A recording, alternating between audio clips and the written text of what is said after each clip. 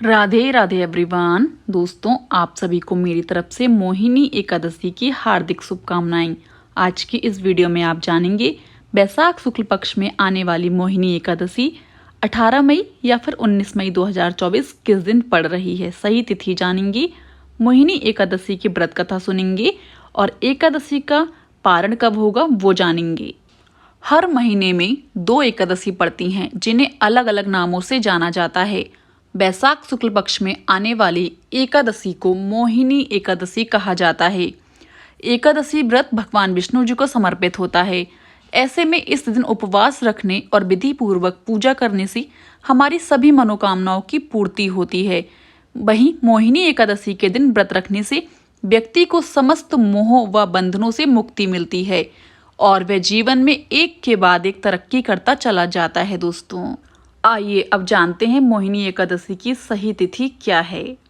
हिंदू पंचांग के अनुसार बैसाख शुक्ल पक्ष एकादशी तिथि का आरंभ 18 मई को सुबह 11:22 से होगा, जबकि एकादशी तिथि का समापन 19 मई 2024 को दोपहर 1:50 पर होगा। उदय तिथि के अनुसार मोहिनी एकादशी व्रत 19 मई 2024 को रखा जाएगा। दोस्तों, मोहिनी एकादशी का पारण 20 मई को सुबह 5:28 से सुबह 8:12 के बीच किया जाएगा। दोस्तों, इस टाइम के बीच आप अपना व्रत खोल सकते हैं। आइए दोस्तों, अब सुनते हैं मोहिनी एकादशी व्रत की पौराणिक कथा कहानी। युधिष्ठिर ने श्री कृष्ण से पूछा कि सब बैसाख मास के शुक्ल पक्ष में जो एकादशी आती है उसे किस नाम से पुकारा जाता है, उसे करने से किस फल की प्राप्ति होती है और उसे कैसे किया जाता है। भगवान श्री कृष्ण ने कहा, हे धर्मराज युधिष्ठिर, आपसे पूर्व ये प्रश्न श्री रामचंद्र जी ने महर्षि वशिष्ठ जी से पूछा था। उत्तर में वशिष्ठ जी ने बताया था कि बैसाख मास के शुक्ल पक्ष में जो एकादशी आती है उसे मोहिनी एकादशी के नाम से जाना जाता है।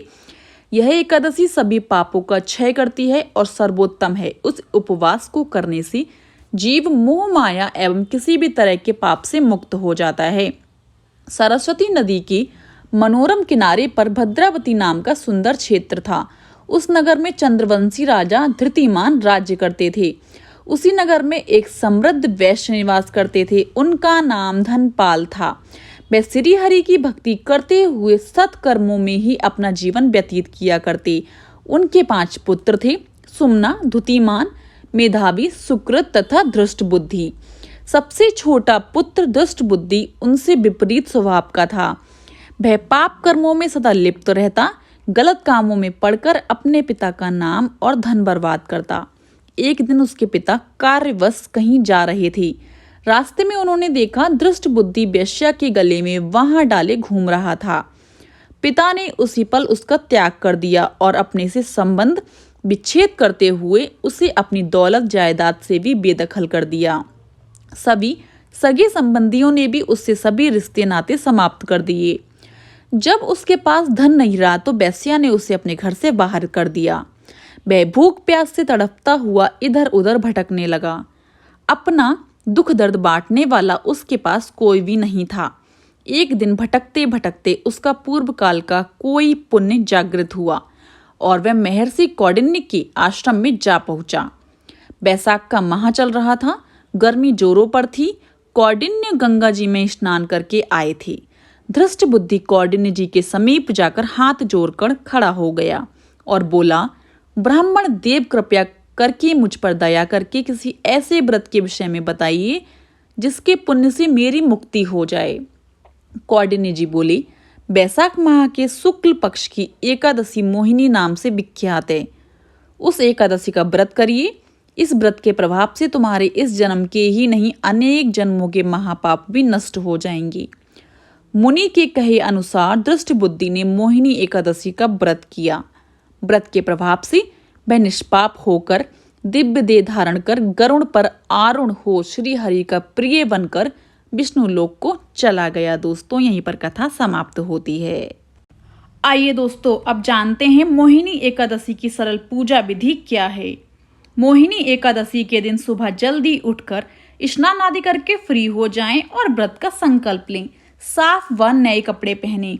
दोस्तों, अगर आपके पास नए कपड़े नहीं हैं तो आप कोई भी कपड़े पहन के पूजा कर सकते हैं। और फिर अपने घर के मंदिर की साफ सफाई करें अच्छे से। एक चौकी पर साफ पीले या फिर लाल रंग का कपड़ा बिछाएं और फिर भगवान विष्णु की मूर्ति या प्रतिमा को स्थापित करें। भगवान को चंदन का तिलक जरूर लगाएं। भगवान विष्णु जी को पीले रंग के फूल अर्पित करें और साथ ही धूप बत्ती, दीपक, नैवेद्यम यानी बतासा चढ़ाएं।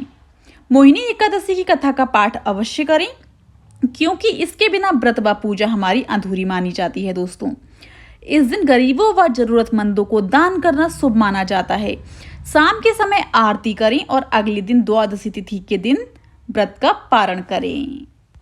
आइए दोस्तों, अब जानते हैं मोहिनी एकादशी व्रत पूजा का शुभ मुहूर्त क्या है।